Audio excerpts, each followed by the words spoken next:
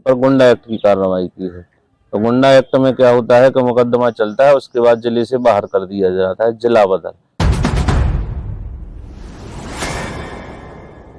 पर अपन लोग बैठे हैं पेड़ के नीचे, हमारा ये कार्यालय है। हम लोगों को कार्यालय खोलने की अनुमति नहीं दी गई है। और कल सत्ता पक्ष का रोड शो निकल चुका है। हमने 21 तारीख को आवेदन किया था रोड शो के लिए, हमें अभी तक अनुमति प्रदान की नहीं गई है। जबकि 20 तारीख को नाम वापसी की तारीख तय थी।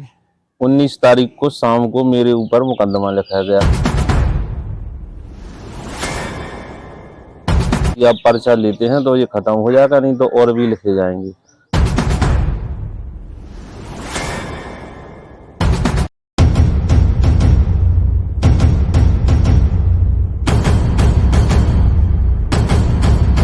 नमस्कार, आप देख रहे हैं यूपी नंबर 1 वॉइस। मैं हूं आपके साथ विजयराम आज़ाद।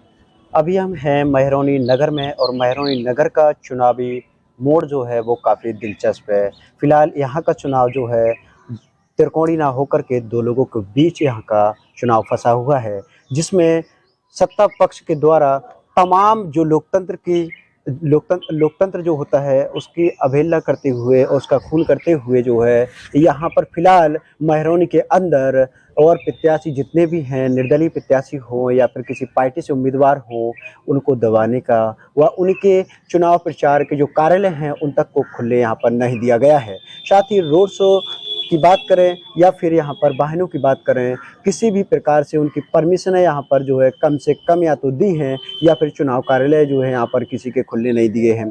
हमारे साथ यहाँ पर हैं जो कि वर्तमान में जिसकी सत्ता है और जो सत्ता पक्ष के यहाँ पर उम्मीदवार हैं, उनके यहाँ पर जो प्रत्याशी हैं उनको कड़ी टक्कर जिस प्रकार से दे रहे हैं और इस बार यहाँ पर इनका पड़ला भारी भी दिख रहा है। दुष्यंत बड़ौनिया जी, आपकी पत्नी जो है नीलम बड़ौनिया यहाँ से प्रत्याशी हैं। सर, आपका पहले तो हमारे चैनल पर स्वागत है। बहुत बहुत धन्यवाद। सर, किस प्रकार से आपका चुनाव जो है अभी फिलहाल वर्तमान में चल रहा है, क्या स्थिति आपको नजर आ रही है? आप अभी 1-2 दिन से नगर का भ्रमण कर रहे हैं, आपको लगभग सभी जानकारी हो चुकी है। तो जहां पर अपन लोग बैठे हैं पेड़ के नीचे, हमारा ये कार्यालय है।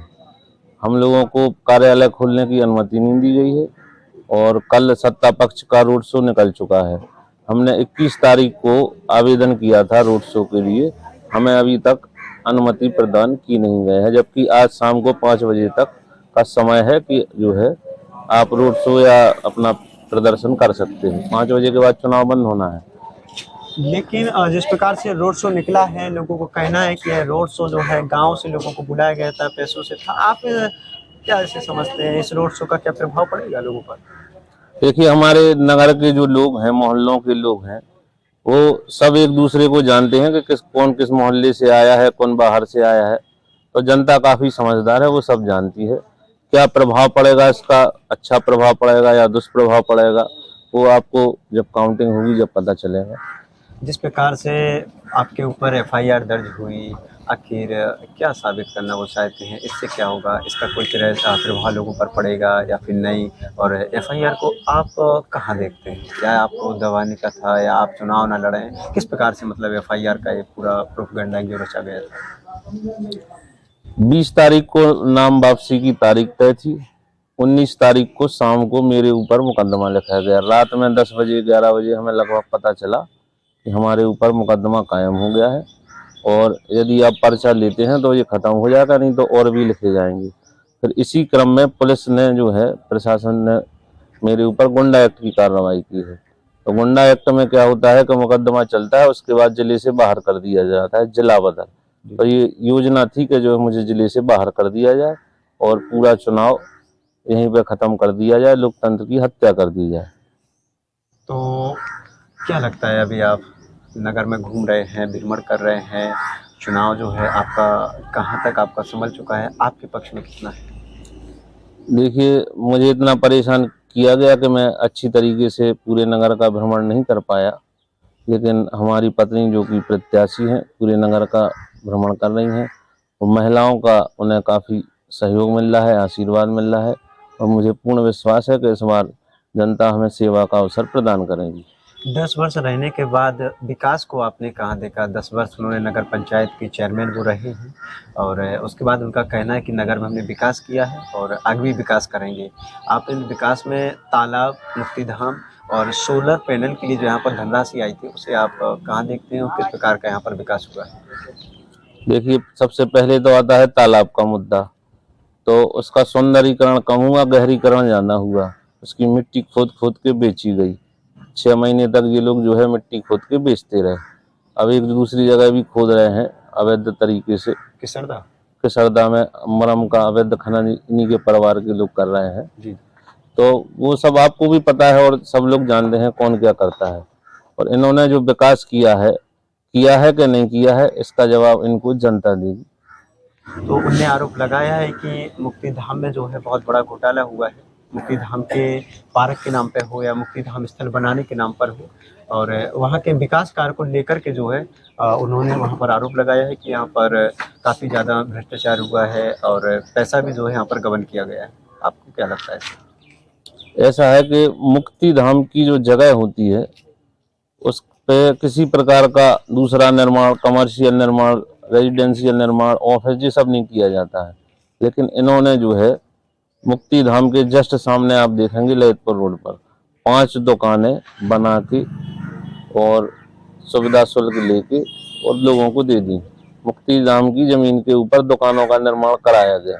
अब पूरा यदि जो है दुकानों का निर्माण हो जाएगा तो आदमियों को जलाने के लिए कहाँ ले लिया जाएगा। और इतनी जो है ग्राम पंचायत, नगर पंचायत के पास जमीन नहीं है कि नया मुक्ति धाम वहाँ पर बनाया जाए।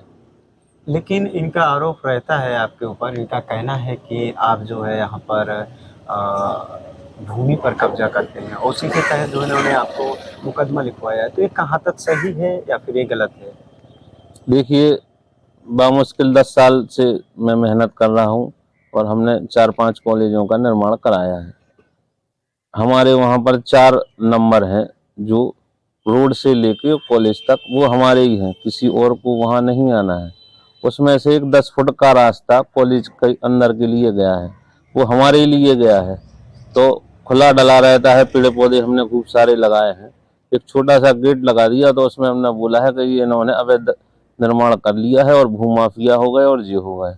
अब आप जो है हमें समय दीजिए, हम आपको एक लिस्ट देते हैं कि कहाँ कहाँ पर इन लोगों ने नगर पंचायत की ज़मीनें ट्रांसफ़र की, किन किन नगर पंचायती की ज़मीनों को इनके परिवार के लोगों ने बेचा।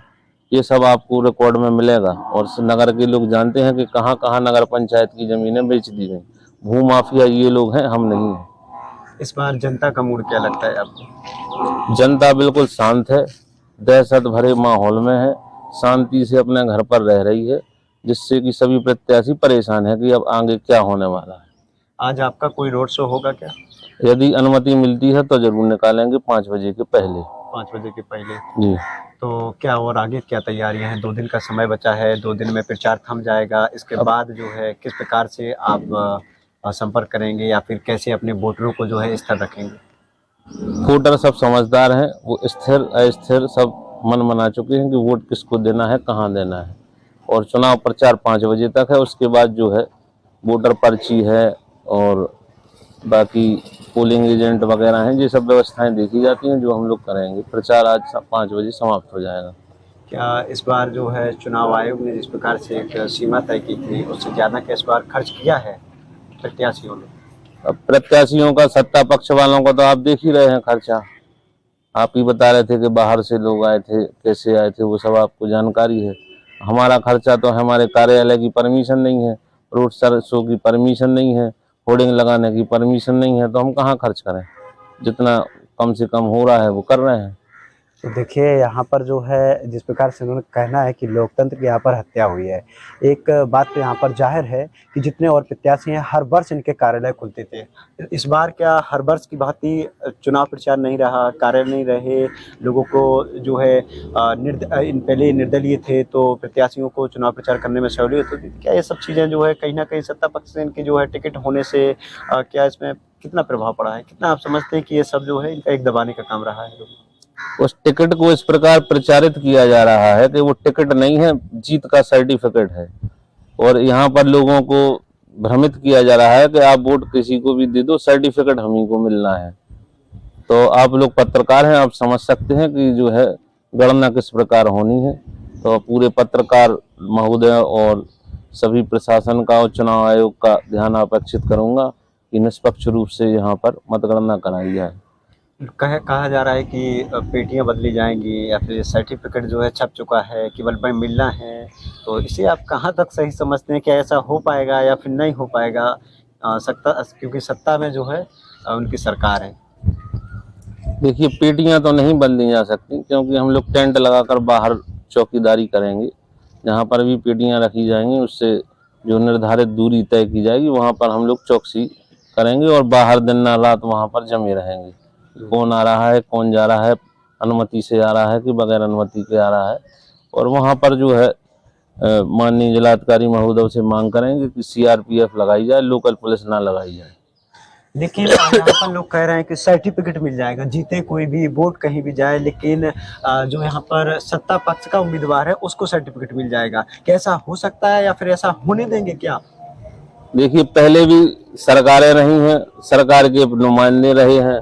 10 वर्ष पहले भी कहा जाता था, 15 वर्ष पहले एक उस टाइम पर जब सरकार थी तो सत्ता पक्ष के लोग जिन्हें टिकट मिली थी, सर्टिफिकेट हमें मिलेगा, हम जीतेंगे।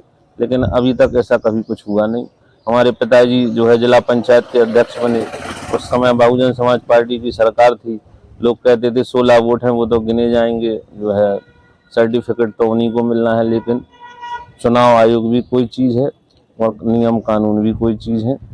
सभी अधिकारियों को उनका पालन करना होता है। जो दिशा निर्देश चुनाव आयोग देता है, हर चीज़ की वीडियोग्राफी होती है। आजकल सीसीटीवी कैमरे की भी सुविधा है।